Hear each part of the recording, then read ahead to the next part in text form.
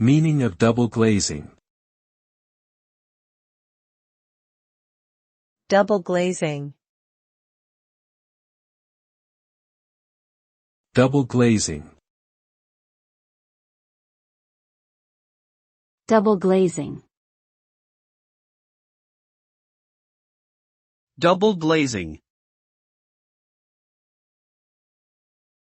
Double glazing refers to a window or door pane that consists of two layers of glass separated by a small space that's often filled with an insulating gas like argon. The purpose of double glazing is to create a barrier that slows down the transfer of heat and cold through the window.